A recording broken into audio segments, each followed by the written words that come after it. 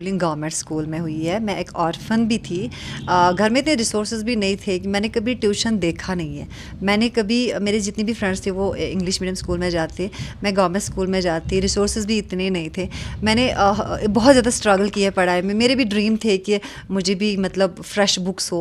मैं दूसरों की बुक्स यूज़ करती थी। जो मेरे जो जाते थे, सपोज़ अगर एक क्लास आगे वाले थे, उनकी बुक्स मैं उनको रिक्वेस्ट करके मांगती थी और वो मैं यूज़ करती थी। श्रीमती फिरदौसा जान।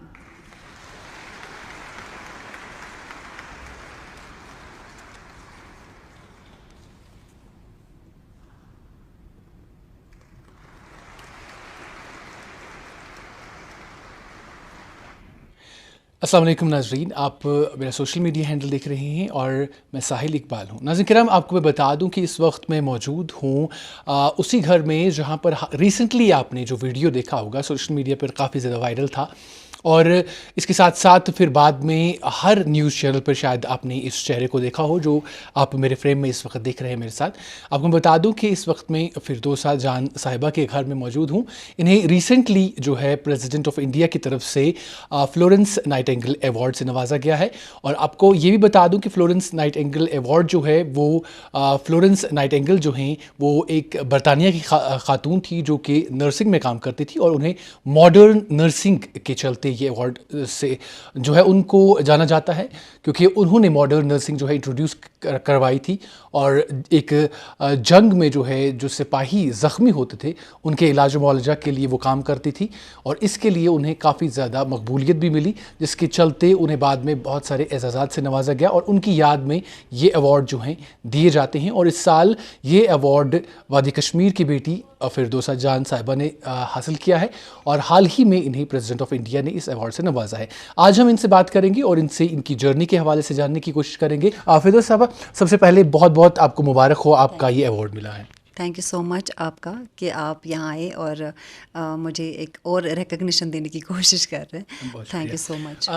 थोड़ा सा अपने बारे में बताइएगा, क्योंकि हमने सोशल मीडिया पे बहुत सारे वीडियोस देखे, वहाँ पर सिर्फ यही है कि फिरदौसा साहिबा, फिरदौस जान साहिबा जो है उन्हें अवार्ड मिला है, लेकिन है कहाँ से फिरदौस साहिबा, और एजुकेशन वगैरह तालीम वगैरह कहाँ से हुई है आपकी? जी, मैं बेसिकली ज़ार शरीफ की हूँ जो कि बडगाम डिस्ट्रिक्ट में है। एक बहुत ही खूबसूरत टाउन है। मेरी स्कूलिंग वहाँ हुई है ज़ार शरीफ में ही। मैंने अपना बचपन गुजारा है। इसके साथ ही मेरी जब शादी हो गई तो शादी के बाद हमें यहाँ बागी महताब शिफ्ट करना पड़ा। वो भी रीज़न है कि हम सोरा में काम करते थे और शादी के बाद वहाँ 3 टायर रोस्टर हो गया था, तो शाम को इवनिंग 8 बजे के बाद ज़ार शरीफ पहुँचना बहुत ही मुश्किल हो गया था। तो उसकी वजह से हमने बाग महताब में शिफ्ट किया ताकि हमें आसानी से हम ड्यूटी पे पहुँच सके।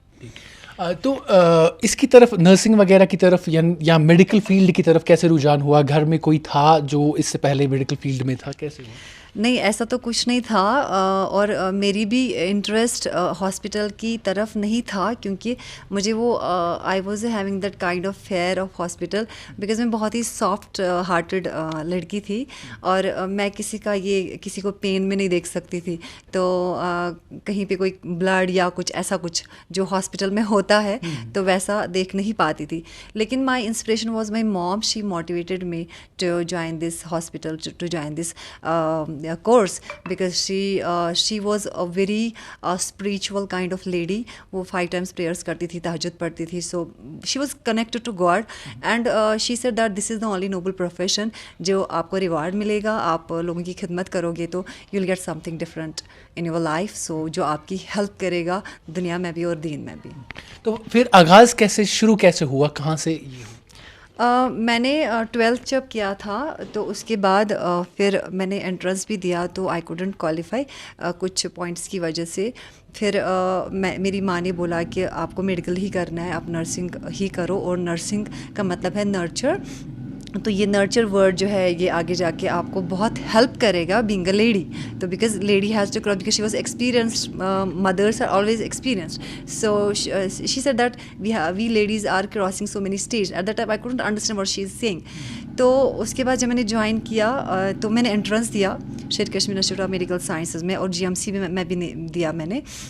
जीएमसी भी मैं भी निकला, लेकिन मुझे प्रेफर किया मेरे जो भाई है और मेरी सिस्टर है, तो उसने मुझे बोला कि नहीं, स्किम्स इज़ द बेस्ट, क्योंकि टेरिटरी केयर हॉस्पिटल है, वहाँ आपको अच्छा खासा एक्सपोजर मिलेगा। तो एंट्रेंस दिया, क्वालिफाई हो गया, तो उसके बाद मेरी ट्रेनिंग स्टार्ट हो गई शेर Kashmir institute of medical sciences में। तो जब भी हम किसी औरत के बारे में या किसी लड़की के बारे में बात करते हैं तो बहुत सारे ओब्स्टैकल्स खड़े हो जाते हैं। यहाँ जहाँ से आप आते हैं सरार शरीफ से, क्योंकि दूर दराज इलाका है, तो थोड़ा सा बताइएगा कि क्या कोई हर्डल्स हुई, लोग जो हैं वो बात करते हैं कि भाई कहाँ भेज रहे हो अपनी लड़की को, या इस तरीके से कोई मुश्किलात कभी सामने? नहीं, हर्डल्स तो हर एक चीज़, देखिए औरत को जो अल्लाह ताला ने बनाया है ना, तो औरत एक ऐसी हस्ती है जिसको अल्लाह ताला को पता है कि मतलब औरत ही है जिसको एक रेजिलेंस है, सीखने का वो जो जज्बा है, और वो पेशेंट भी है बहुत ज़्यादा।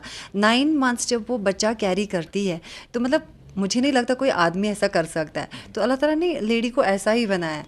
तो बहुत सारे ऑब्स्टैकल्स आए, क्योंकि एक औरत जो होती है उसको बहुत सारे स्टेजेस होती है, पहले बेटी होती है, फिर बहू बनती है, फिर बच्चा होता है, तो she has a kind of challenge कि she has to make balance between her professional and personal life. तो उसमें जो अगर बाकी अदारे की बात करें, बाकी जो एजुकेशन सिस्टम है, या कोई बैंक का काम है, या कोई और जो लेडी काम करती है, उतना चैलेंज उसमें नहीं है। The way she has to make this balance and face this challenge and obstacles in medical profession. So medical profession बहुत ही ज़्यादा चैलेंजिंग है, तो एक औरत के लिए दोनों चीज़ें बैलेंस करना, ऑब्स्टैकल्स आते हैं, तो बट वुमन है वो ऐसी जो फेस करती है, and she is moving on. ये भी जानना चाहूँगा कि जब भी कोई लड़की इतना बड़ा ख्वाब देखती है, उसके साथ साथ उसके पेरेंट्स का सपोर्ट होना बहुत ज़्यादा ज़रूरी होता है। क्या आपको भी ऐसा लगता है, और क्या आपके पेरेंट्स ने भी आपको इसी तरीके से सपोर्ट किया? एक्चुअली मेरे पेरेंट्स नहीं हैं। आई वाज 3 मंथ्स ओल्ड जब मेरे पापा की डेथ हुई है। मैंने अपने पापा को नहीं देखा है। फिर जो मेरी केयर टेकर थी वो मेरी माँ थी, मेरी बहनों ने मुझे पाला है। We are 4 sisters and 1 brother by the way. तो मैं सबसे छोटी हूँ घर में। मेरी माँ ने मुझे पाला। उसके बाद जब मुझे जॉब मिला, ट्रेनिंग की वजह मुझे जॉब मिला, तो उसके बाद मेरी मॉम जो है उनका एक्सीडेंटल डेथ हो गया। तो पेरेंट्स तो नहीं है, लेकिन मेरे घर में जो मेरा भाई है उनका बहुत बहुत ज़्यादा मतलब रोल रहा है मेरी लाइफ में। वो अभी भी मेरे घर में अगर मैं जॉब करती हूँ तो it is because of my brother. और जो मेरी बहनों ने मुझे पाला है, पाल पोस के बड़ा किया है, नर्चर दिया है, ताकि इसको ये महसूस ना हो जाए कि शी इज़ विदाउट पेरेंट्स। तो एक भाई का ज़्यादा रोल रहा, क्योंकि बहनें तो ससुराल में होती है तो ज़्यादा वो मेजर कॉन्ट्रीब्यूशन नहीं कर पाती है। लेकिन भाई ने जो किया वो मुझे लगता है वो ऐसा कोई भाई दुनिया में नहीं कर सकता है। तो अल्लाह ताला ने ज़रिया रखा होता है, तो मेरा भाई मेरा ज़रिया था जिसने मुझे सपोर्ट दिया। उसने मुझे बोला कि ये हॉस्पिटल का काम तुम्हें कंटिन्यू करना है, I am there with you shoulder to shoulder. तो he is the person, he is my inspiration, and he is supporting everything. He is everything for me. इसके बाद आपकी शादी हो गई, तो ज़ाहिर तौर पर आपके हस्बैंड का, उनके भी बारे में बताइएगा कि क्या उनका सपोर्ट कैसा रहा।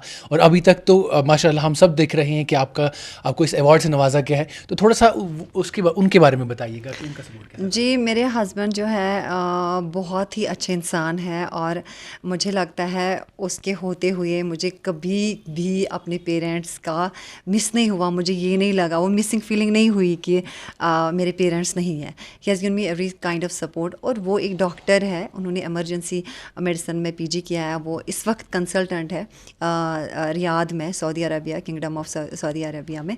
तो लेकिन वो मेरे से दूर है, लेकिन जहाँ कहीं पे भी है, सपोज़ मैं अगर हॉस्पिटल से आती हूँ, I used to call him, और मैं दिन में जितना भी कुछ हुआ होता है मैं उससे बात करती हूँ।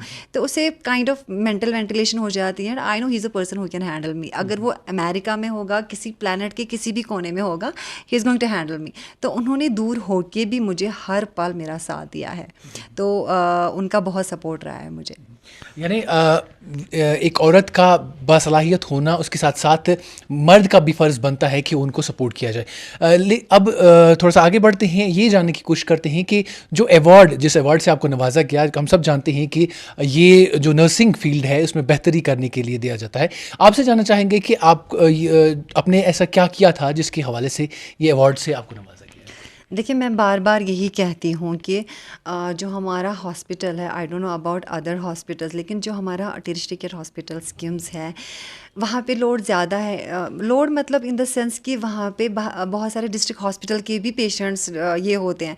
और वहाँ पे मैं बताना चाहती हूँ कि अगर डिस्ट्रिक्ट हॉस्पिटल या प्राइमरी हेल्थ केयर सेंटर में वो ट्रीट करते वो सारी चीज़ें, ताकि वो इंस्टीट्यूट नहीं आती, उस स्कीम्स में वो वाले पेशेंट्स नहीं आते, तो उतना लोड नहीं होता। उस वजह से मैं बोलती हूँ लोड ज़्यादा है। तो मुझे लगता है वहाँ जो भी नर्स है, चाहे मैं नर्स की बात नहीं करूँ, मैं डॉक्टर की भी बात करूँगी, मैं हेल्थ केयर प्रोवाइडर्स की बात करूँगी, वहाँ जो कोई भी काम करता है, they all deserve award. They all deserve not only national but they deserve international award, क्योंकि वो जिस डेडिकेशन के साथ काम करते हैं और जो ट्रेनिंग में फ़र्क है, जो ट्रेनिंग में हमें दी गई है, तो एक क्रेज़ है कि मैं स्किम्स में काम करती हूँ। और इस क्रेज़ की वजह से बहुत सारे रिलेटिव्स ऐसे हैं जो इंस्पायर हुए हैं मुझसे, हमसे, स्किम्स से, कि they went for this training, nursing training, they continued for this. तो एक डेडिकेशन चाहिए, एक ऑनेस्टी चाहिए।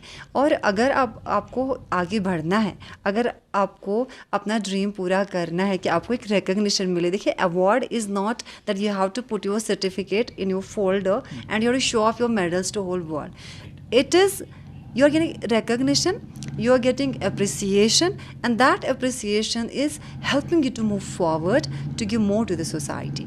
तो जो डेडिकेशन है वो करनी है ऑनेस्टली के साथ, अपने जो भी टास्क है वो करना है, और कुछ हीरोइक भी करना है। आई मीन टू से, suppose why I am saying heroic, suppose मैं एक स्टाफ नर्स हूँ, इतना काम है कि मुझे इतना टाइम नहीं है कि मैं मास्टर्स करूं, कंटिन्यू एजुकेशन करूं। तो लेकिन एक स्टाफ नर्स डिजिग्नेशन के होते हुए भी मैंने मास्टर्स किया, पीएचडी किया, लास्ट 21 ईयर्स से मैं सर्व कर रही हूँ।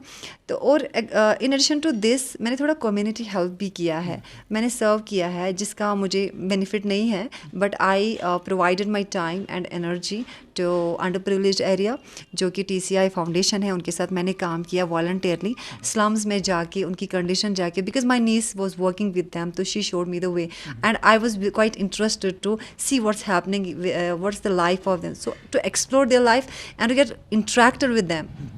इससे मुझे क्या हुआ कि मैंने उनको हेल्प किया, काउंसिल किया, मैंने उनको काउंसिल किया फॉर द वैक्सीनेशन, बिकॉज वो बहुत ही रिलेक्टेंट थे और दे सेड कि you are the best in motivating them for the vaccination. तो वो काम किया और वैक्सीनेशन कैंप को हमने इकट्ठे चलाए। तो TCI फाउंडेशन के साथ मैंने सोशल वर्क किया और मैंने कुछ प्रोग्राम्स किए, जैसे ड्रग एडिक्शन काफ़ी ज़्यादा बढ़ गया कश्मीर में, तो 2017 में मैंने प्रोग्राम्स किए स्कूल में, उनको अवेयरनेस दिया कि ड्रग्स के बारे में, कि how to prevent these drugs and what are the role and responsibility of a student and a teacher ये ड्रग को रिड्यूस करने में या प्रिवेंट करने में। तो वो मैंने ये किया, और पब्लिकेशंस है, आर्टिकल्स भी मैं लिखती थी न्यूज़पेपर्स में। तो I think this is the additional contribution जो शायद मुझे रिकग्नाइज़ किया मिनिस्ट्री ने फॉर दिस अवार्ड। तो ये सारे काम जब आप कर रही थी, क्या कभी जहन में ये तस्वुर था कि कभी इस जैसे अवार्ड से भी नवाजा जाएगा? नहीं, मैंने कभी एक्सपेक्ट नहीं किया था। इवन कि स्टेट तो छोड़िए, नेशनल तो छोड़िए, स्टेट भी मैंने नहीं सोचा था कि, क्योंकि कश्मीर की पॉपुलेशन नर्सेस बहुत ज़्यादा है। Anyone can apply because this is state award. तो मुझे नहीं पता थी कि they will select me, so it was quite surprising for me that I have been selected for this prestigious award. तो जैसे ही आपकी सिलेक्शन हुई, आपने अवार्ड वहाँ से लिया, थोड़ा सा बताएं कैसा वो माहौल था, कि कैसी वो एक्साइटमेंट थी? जब मैं अवार्ड लेने गई थी तो आई वॉज कॉम, ठीक है, मतलब अवार्ड लेने जाना है, लेकिन वहाँ के जब मैं गई तो द ऑनर उन्होंने हमें दिया, जो राष्ट्रपति भवन में हम गए तो एयरपोर्ट से ही उन्होंने रिसीव किया और इतना ज़्यादा ऑनर दिया। और बाकी जो अवार्डी थे वो जो काइंड ऑफ एक्साइटमेंट, वहाँ मुझे ज़्यादा एक्साइटमेंट हो गई, क्योंकि वहाँ मुझे पता चला कि मतलब we have a additional responsibility, we have done something. मतलब मैं भूल भी गई थी कि मैंने क्या किया था, लेकिन वहाँ याद आया और उन्होंने मुझे याद दिलाया कि what our contribution was towards our society. और वहाँ पे बहुत ही एक्साइटिंग माहौल था। प्रेसिडेंट मैम से बात हो गई, हमारी इंटरेक्शन हो गई उनके साथ, तो उन्होंने भी बोला कि I am very happy for your contributions. और उन्होंने ये भी बोला, वहाँ पे मिनिस्ट्री ने ये भी बोला कि 50 अवार्ड्स थे टोटल, कंट्री में, तो 50 से रिड्यूस हो गया 15 अवार्ड्स 15। तो among in 15 you are the among in 15 awards आप सिलेक्शन में आए हो, तो ये गर्व की बात है। तो उससे थोड़ा सा we raised our collars and that was a proud moment for us. तो उसके बाद क्या हुआ, क्योंकि आपका फ़ोन स्विच ऑफ था, जब आपने फ़ोन ऑन किया पूरी दुनिया को पता चला आपको अवार्ड मिला है, तो वो एक्सपीरियंस हमें वहाँ फ़ोन अलाउड नहीं था राष्ट्रपति भवन में for the security reasons and all that, जो भी प्रोटोकॉल था वो हमने फॉलो किया। लेकिन जब हमने अवार्ड लिया, फिर हमें फेल स्टेशन होगी दूसरी जगह पे, उसको बोलते हैं ट्रेंड नर्सेज एसोसिएशन ने लंच का इंतज़ाम किया था और फेल स्टेशन भी हो गए। उसके बाद INC की अलग से फेल स्टेशन शाम को हो गई, तब तक फ़ोन मेरे साथ नहीं था। जो ही मैंने फ़ोन ऑन किया तो आई वॉज़ वेरी टायर्ड, सो मैंने सोचा कि अब मैं रिलैक्स करती हूँ। जी मैंने ऑन किया तो मतलब रात कब हो गई और इतने सारे कॉल्स मुझे आ गए मीडिया वालों के, मुबारकबादी के, हायर ऑफिशियल्स जो है हमारे JNK के, उन्होंने मुबारकबादी की बहुत सारों ने। तो फ़ोन ऑन होते ही मतलब मुझे पता ही नहीं चला रात कैसे गुजर गई। और दूसरी बात है कि दूसरे दिन ही मॉर्निंग में हमें दूरदर्शन वालों ने कॉल किया। उन्होंने बोला कि हमें ये मेरा नाम और दूसरे का दिल्ली की है एक डायरेक्टर मैम, तो हम दोनों का नाम बोल के इनको इंटरव्यू के लिए, तो फिर उन्हें हमारा इंटरव्यू लिया and that was quite exciting moment and that was the first time मैं स्टूडियो में जा रही हूँ, कैमरा के पास आ रही हूँ। तो that was also kind of challenge, तो लेकिन वो भी हमने क्रॉस किया and happily we came home.